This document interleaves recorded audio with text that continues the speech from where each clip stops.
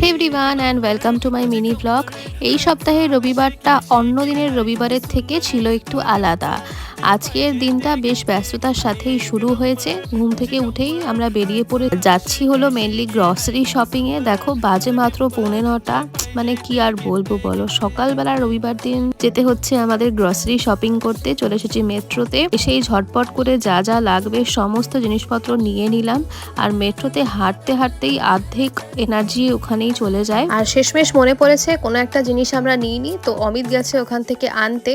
আর আমরা এখানে একটু দাঁড়িয়ে রেস্ট নিচ্ছিলাম। তো বিলিং সারার জন্য অমিত আর বাবা এখানে দাঁড়িয়ে সমস্ত কাউন্টিং করছে, আর আমি এখানে একটু বসে পড়েছি। এক প্রকার মর্নিং ওয়ার্কআউটই হয়ে যায় এখানে এসে হাঁটতে গেলে। মুখ চোখের অবস্থাও খারাপ হয়ে গেছে। এখন 1 কাপ চায়ের ভীষণ দরকার, তাই বাইরে বেরিয়ে এসে টি জাংশন থেকে নিয়ে নিলাম 1 কাপ কুলারওয়ালি চায় আর সাথে স্যান্ডউইচ।